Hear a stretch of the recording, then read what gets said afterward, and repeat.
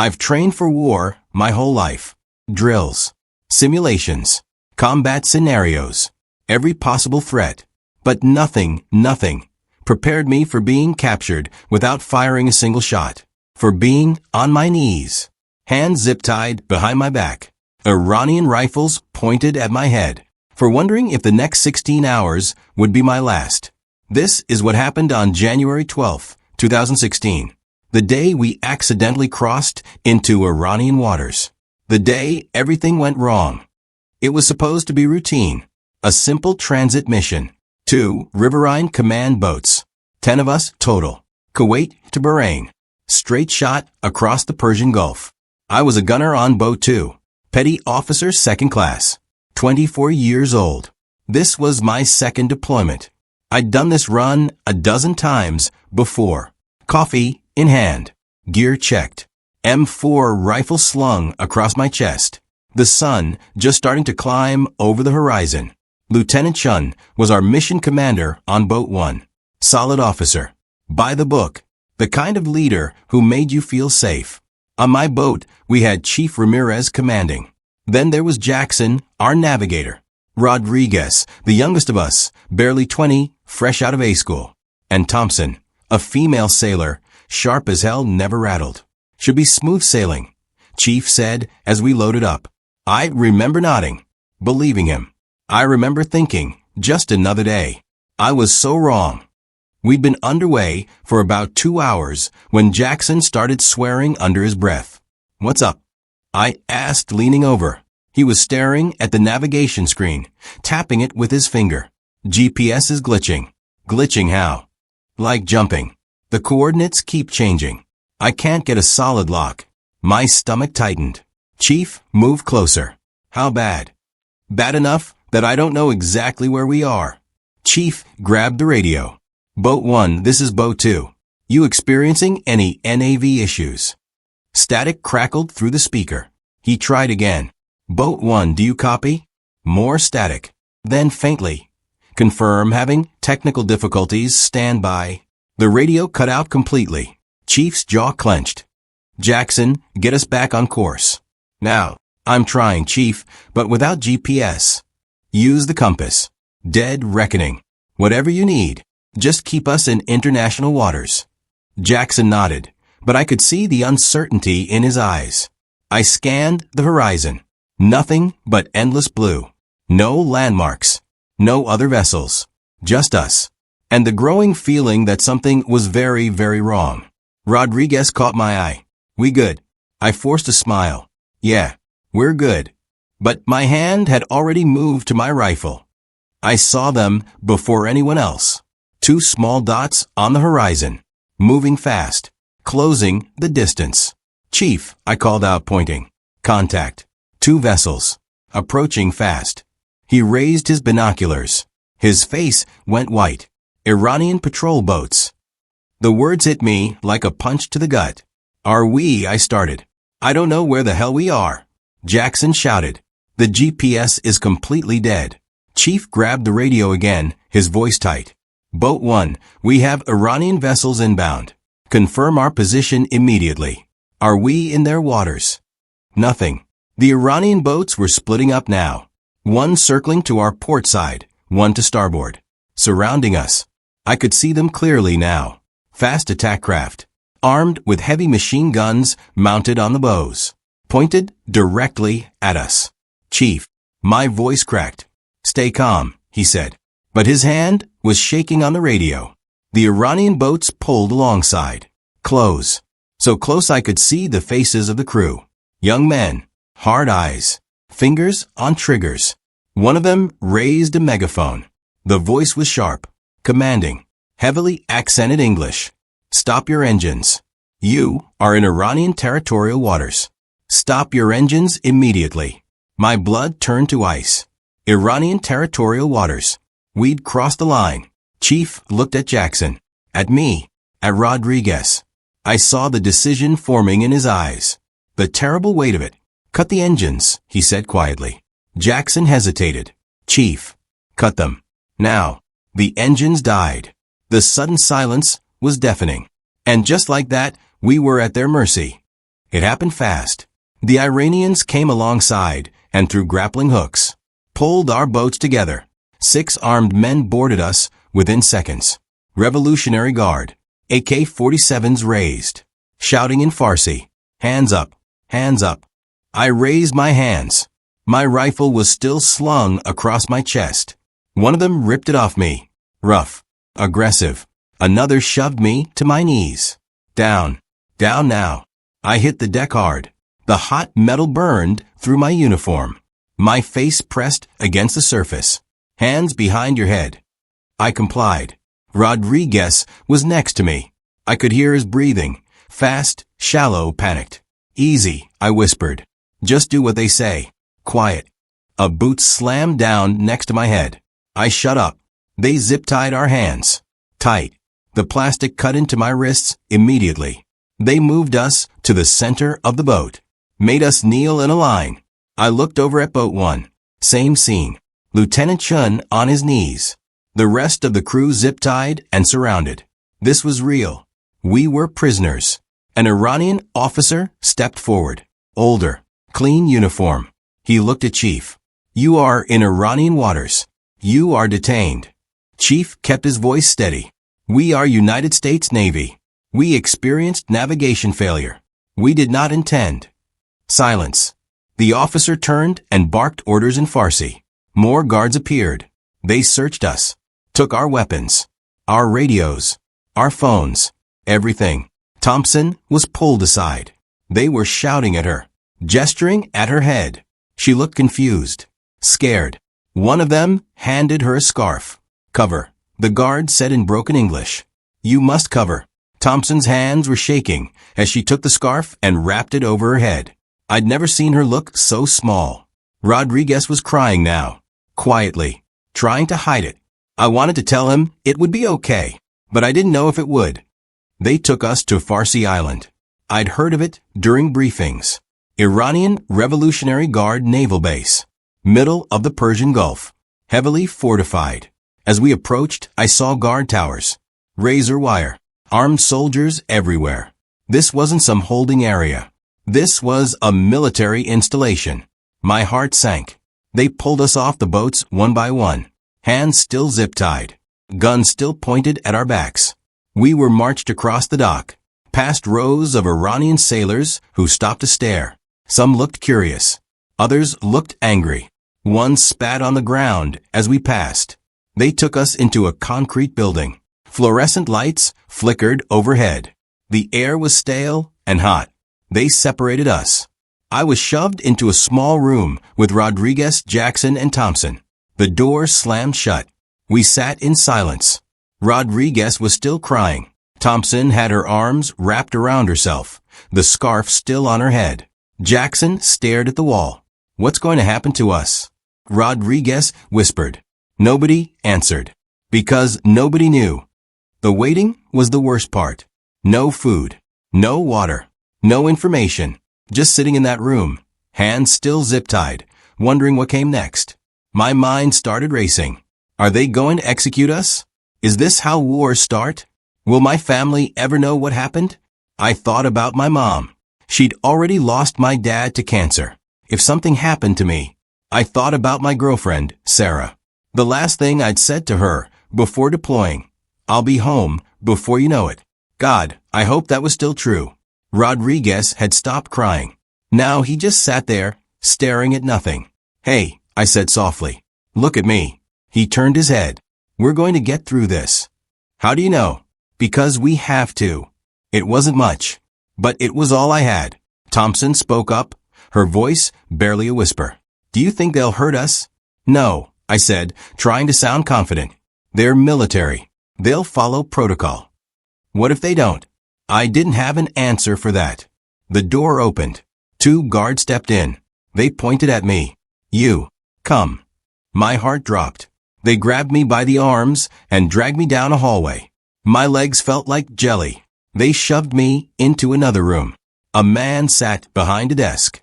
Older, clean-shaven, cold, calculating eyes. He gestured to a chair. I sat. He didn't speak at first. Just studied me. Like I was a specimen under a microscope.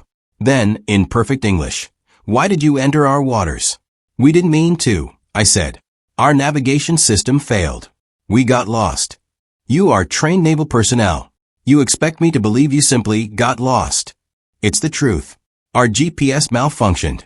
We didn't know where we were." He leaned back in his chair. "You were armed. Heavily armed. In our territory. That is an act of aggression." "No. We're always armed. It's standard protocol. We weren't here to." "To what? Spy? Provoke?" "No. We were just trying to get to Bahrain." He stood up, walked around the desk, stood behind me. I felt his presence, the weight of it pressing down on me. "Do you know what we do to spies?" he asked quietly. I didn't answer. My throat was too dry. He leaned down close to my ear.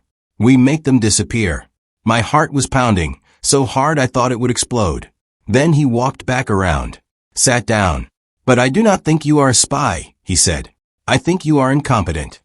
I didn't argue. He waved his hand dismissively. "Take him back." The guards grabbed me, dragged me out. I was shaking. Back in the room, Rodriguez had completely shut down. He sat in the corner, knees pulled to his chest, rocking back and forth. "Rodriguez," I said. "Talk to me." He didn't respond. "Rodriguez." "I can't do this," he whispered. "I can't." "Yes, you can. I'm not strong like you. I'm not." "Stop." I moved closer. "You're stronger than you think. We all are. We just have to hold on." "For how long?" "As long as it takes." Thompson was crying now too, silently, tears streaming down her face.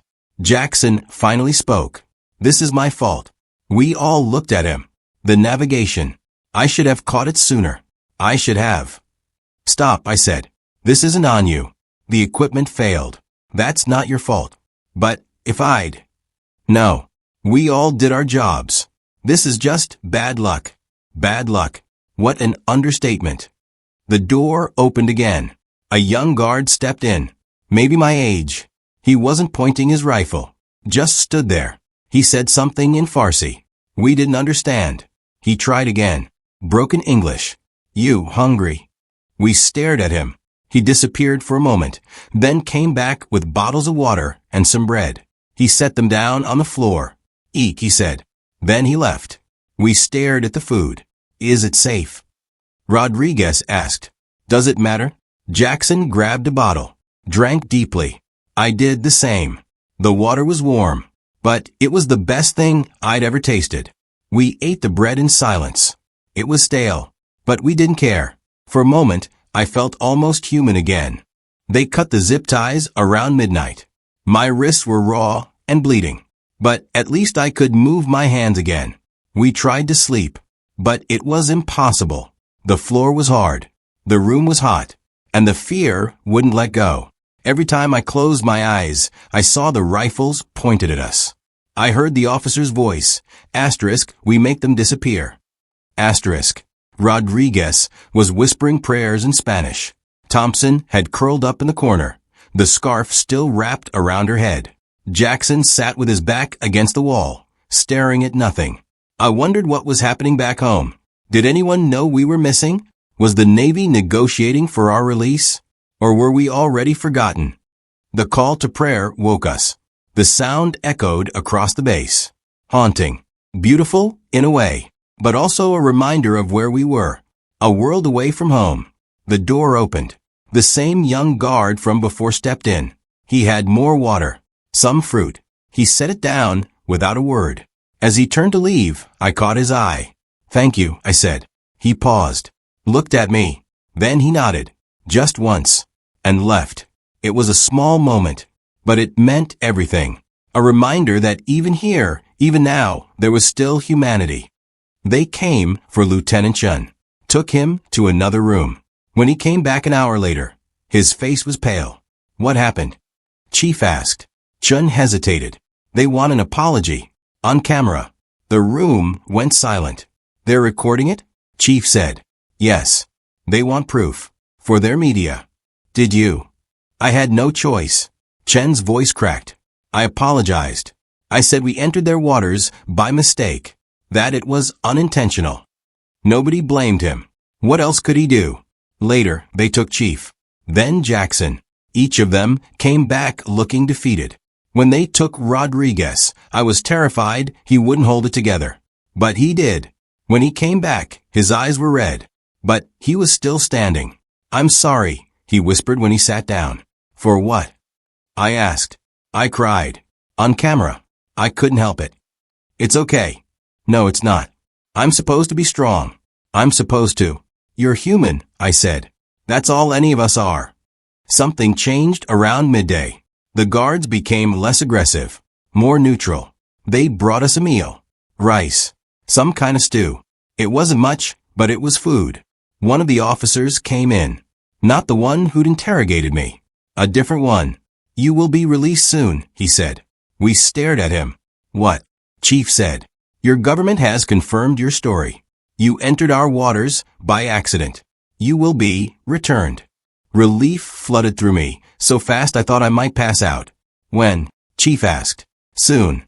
And then he left. We sat there in stunned silence. "Did that just happen?" Jackson said. "I think so," I whispered. Rodriguez started crying again. But this time it was different. This time it was relief. But soon turned into hours.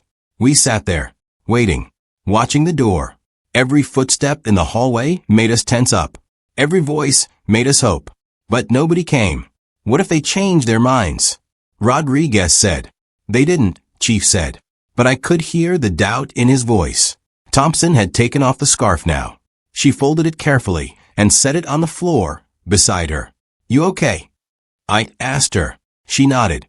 But she wouldn't look at me. Thompson. She finally met my eyes. I've never felt so powerless in my life. "I know. They made me cover my head. Like I was less than." "You're not less than anyone," I said. "You're one of the strongest people I know." She wiped her eyes. "Doesn't feel like it right now." "Strength isn't about never breaking," I said. "It's about getting back up after you do." She managed a small smile. "When did you become a philosopher?" "About 16 hours ago." That got a laugh. A small one. But it was something. The door finally opened. The young guard who'd brought us food stood there. "Come," he said. "You go now." We scrambled to our feet. My legs were stiff from sitting so long. My whole body ached. But I didn't care. We were leaving. They led us back through the building, down the same hallways we'd been brought through the day before. But this time felt different. This time we were going home. We emerged into the daylight. The sun was harsh after being inside for so long. I squinted against it. Our boats were still at the dock, but they'd been stripped. All our weapons were gone. Our gear, everything. Just empty hulls. Lieutenant Chun was already there with the crew from Boat 1. He looked exhausted. We all did. The Iranian officer who'd told us we'd be released stood on the dock. He had a folder in his hands. "You will sign this," he said, handing it to Chun. "Acknowledgement that you entered our waters illegally." Chun took it. "Read it quickly." Then he signed. The officer nodded. "You are free to go. Do not return." "We won't," Chun said. We boarded the boats. My hands were shaking as I climbed aboard. Rodriguez was right behind me. He grabbed my shoulder. "We're really leaving?" "We're really leaving." The engine started. That familiar rumble I'd heard 1,000 times before. But this time, it sounded like freedom. As we pulled away from the dock, I looked back at Farsi Island. The guards were still standing there, watching us go. I found the young one, the one who'd brought us food and water. Our eyes met across the distance. He raised his hand, just slightly. I raised mine back. Then we turned and headed out to sea. Nobody spoke for a long time. We just sat there, engines humming, water rushing past, the island growing smaller behind us. Rodriguez was crying again, but he was smiling too. Thompson had her face tilted up to the sun, eyes closed. Jackson was gripping the helm, so tight his knuckles were white. Chief was on the radio, finally able to make contact with command. "This is Boat 2. We are clear of Iranian waters. All personnel accounted for. Heading to rendezvous point." The voice on the other end was pure relief. "Copy that, Boat 2. Welcome back." Welcome back. 2 words I'd never appreciated more in my life. When we crossed back into international waters, something broke inside me. All the fear, all the tension, all the terror I'd been holding back for 16 hours. It came flooding out. I bent over the side of the boat and threw up. Rodriguez put his hand on my back. Didn't say anything. Just stayed there. When I was done, I wiped my mouth and sat down hard. "You good?" he asked. "Yeah," I said. "I'm good." But I wasn't. Not really. None of us were. We rendezvoused with a U.S. destroyer an hour later. As we pulled alongside, I saw the crew lined up on deck, watching us, waiting. When we boarded, they didn't cheer, didn't celebrate. They just helped us aboard. Quiet, respectful. A medic checked us over. Minor injuries, dehydration, exhaustion. But we were alive. A commander I didn't know approached Lieutenant Chun. "Debriefing in 1 hour," he said. "Get your people fed and rested first." Chun nodded. They took us to the mess hall, set food in front of us. I stared at it, couldn't eat. Rodriguez couldn't either. Thompson managed a few bites, then pushed her plate away. Only Jackson ate, methodically, like it was a mission he had to complete. "Eat," Chief said to me. "You need your strength." "I'm not hungry. I don't care. Eat." I forced down a few bites. It tasted like cardboard. The debriefing was brutal. They asked us everything, every detail, every moment. What happened with the navigation system? When we realized we were in Iranian waters, how the Iranians treated us, what they asked during interrogations, what we said. Lieutenant Chun explained the apology, the video recording. The commander's face was unreadable. "You did what you had to do," he said finally. "No one blames you." But I could see it in Chen's eyes. He blamed himself. When they got to Rodriguez, he broke down again. "I cried," he said. "On camera.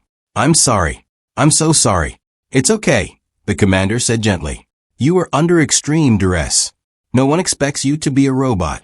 But Rodriguez kept apologizing. Thompson described being forced to wear the scarf. Her voice was flat, emotionless, like she'd disconnected from the memory just to get through it. When it was my turn, I told them everything. The interrogation, the threats, the fear, the young guard who showed us kindness. The commander took notes, asked follow-up questions. When it was over, he looked at all of us. "You handled an impossible situation with dignity," he said. "You represented your country well. You should be proud." But nobody felt proud. We felt lucky. Lucky to be alive. They gave us bunks, told us to rest. I lay there in the dark, staring at the ceiling. I couldn't sleep. Every time I closed my eyes, I was back on my knees, hands zip-tied, rifle pointed at my head. I heard Rodriguez in the bunk below me. He was crying again, quietly. "Rodriguez," I whispered. "Yeah. You okay?" Silence. Then no. Me neither. We didn't say anything else. What was there to say?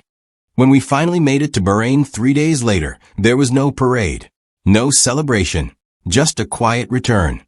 We were debriefed again, and again, and again. Different officers, different questions, same answers. The media got hold of the story.